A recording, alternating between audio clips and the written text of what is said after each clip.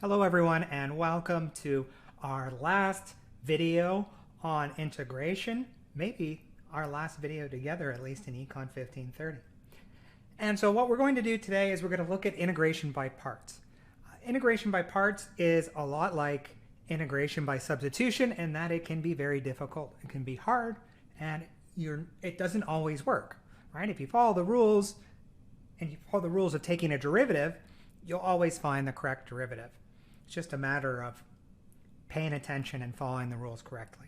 However, with integration in general, and specifically this topic, integration by substitution, you have to make some choices along the way, and those choices might determine if you get the correct answer or not. So now let's talk about what is integration by parts. And you can think of it as the reverse chain rule. So the reverse chain rule. And let me see if I can show you. We've got this function here, and I'm going to integrate it using the technique integration by substitution. And if you look at it, you can see that the first function is a composite function.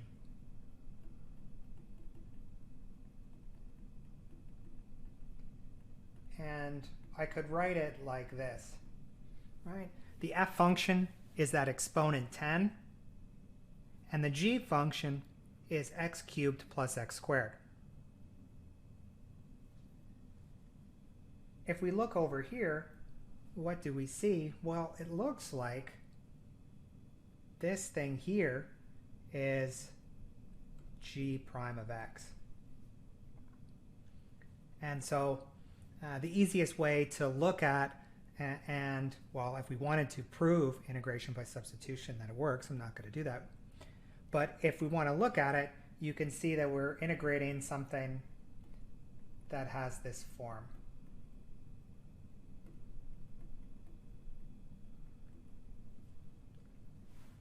And that's where we're going to go. Now let me show you how to use this technique. Now, this inner thing here, that was g prime of x. And this here looks like g of x. So what I'm going to do is I'm going to use substitution. I'm going to say, well, let's let u be equal to x to the power of 3 plus x to the power of 2. And I'm going to rewrite this as the integral of u10, right, there's my substitution, multiplied by 3x squared plus 2x dx. And so I've made a choice here, and in this case I've decided, well, let's let u be equal to this gx function. Now what do I do next? The next step, and so you can think of that maybe as step 1, step 2. The next thing I'm going to do is step 3. I'm going to find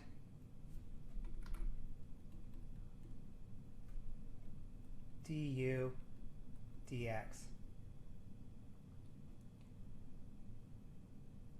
Right, so I know what u is, which is this thing right here. And so du dx is going to be equal to 3x squared plus 2x. Next thing I'm going to do is I'm going to use a trick.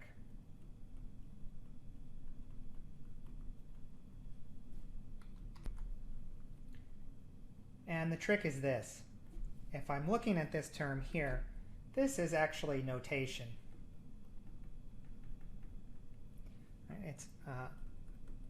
It's not really du divided by dx. It's not true. But if du over dx is equal to 3x squared plus 2x, then the differential of u is equal to 3x squared plus 2x dx. And so it looks like I'm multiplying both sides of the expression by dx. It's not exactly what I'm doing, but it works. As a trick, it works. And that is what du is equal to. Now that we've taken advantage of our trick, I'm going to substitute, call this 4b. I'm going to substitute 4b into our second equation, this thing up here. I'm going to substitute it back into that one. And when I do that, I'm going to get the indefinite integral of u to the power of 10. Notice that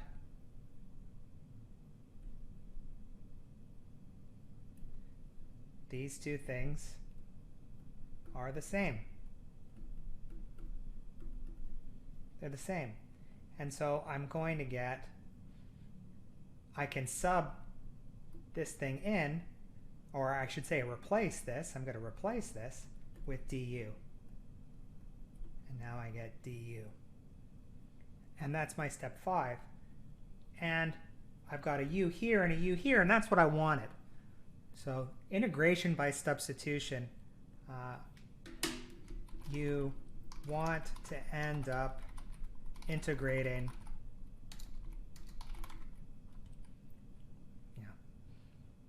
well, I'll just say with respect to u. And that's sort of where this integration technique gets its name. What's this thing equal to? 6. I'm going to integrate.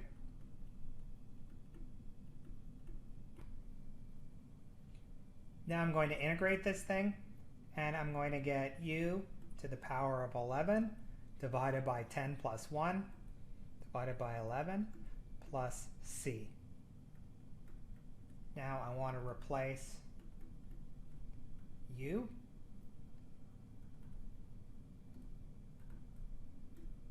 with what it's equal to, x cubed plus x squared, and we end up with x cubed plus x squared divided by 11, and the numerator is raised to the power of 11 plus c.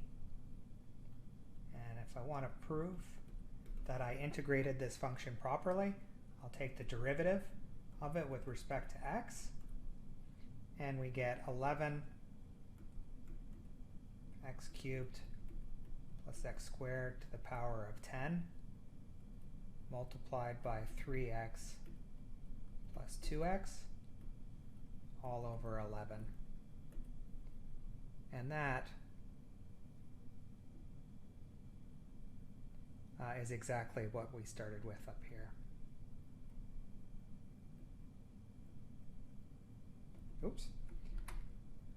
That's exactly what we started with up there. So I know I integrated this function properly. Okay, the first one was relatively straightforward. Here's a harder one. It's difficult to see, well, I find it a little bit harder anyway, to see exactly how the chain rule applies here.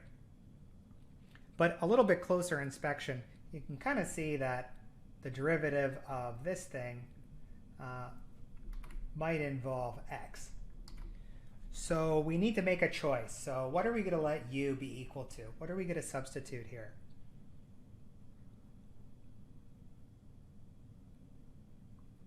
Let's try, well, let's just go for it. Let's go with u is equal to c, negative c x squared. And if that's going to be by u and we substitute, I can rewrite the indefinite integral as x e u dx. Why would I want to choose that as my u? Well, remember that a natural exponential function is fairly easy to integrate or take the derivative of. but specifically to integrate. So we might want to leave that in this expression. Now that I've got my u, I want to find du over dx, and that's going to be equal to negative 2cx, and du is going to be equal to negative 2cx dx. So, well, let's look back. Now we need, what are we going to do next? Next, we want to sub this thing into that thing. The question is how. But how? All right. Negative 2cx dx. Do you see that in the expression right here? I don't. So let me work with this expression just a little bit. I'm going to rewrite the integral, and I'll write in a slightly different order. Now, if I look down here to my du, things, maybe it's a little clearer now to you what we can do to make that substitution.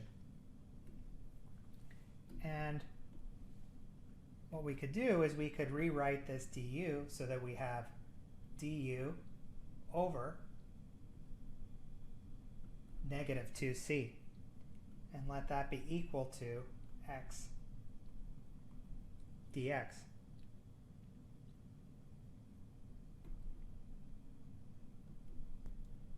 I'm going to write the integral eu, and now I'm going to write negative du over 2c.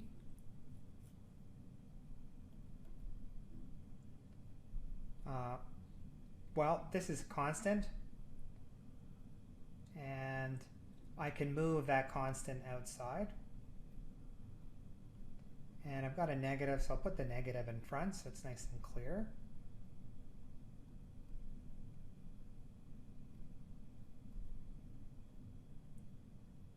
See, I could move the c out front as well. Move the c out over there. And now I've just got du. And why don't I just go all the way, and I can move out negative 2c. So I've just got the integral of eu du. And notice I've got exactly what I want. I've got the du here. I've got the u in the expression. What happens if I integrate this thing with respect to u? So I'm going to integrate.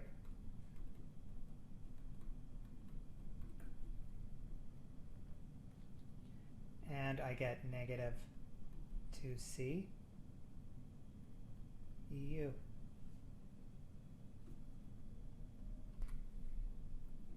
Now I'll replace u, and I've got negative 1 over 2c e. What was u equal to? U is equal to negative, just negative cx squared. And when I integrated, what did I forget? I forgot my constant term, terrible. Plus c. Now let me do a proof and see if I really do have the correct integral. So I'm going to take the derivative of that thing with respect to x, and I get negative c 2x over negative 2c, and then e x squared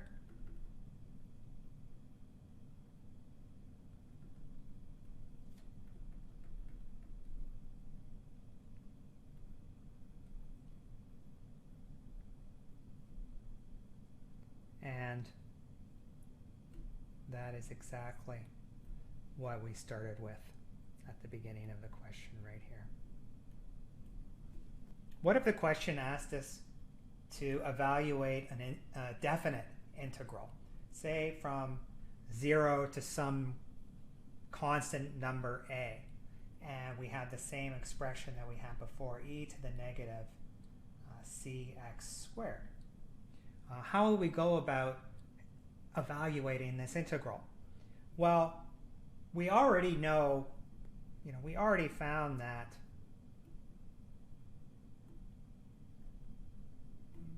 more careful. We already found that this is the indefinite integral right there. And whenever we're dealing with definite integrals, we don't need to worry about the constant. But if I want to evaluate this, I can go from the integral sign to the interval sign and then write -1 to c e negative c x squared. I could keep in the constant if I wanted to, but you'll see in the next step where that constant's going to go. Now all I have to do is evaluate from 0 to a. And we've seen that previously. It's very straightforward. I'm going to evaluate this expression when x is equal to a and then subtract it when x is equal to 0. And so we get -1 over 2c e to the negative ca squared plus c, if we wish, minus -1 2c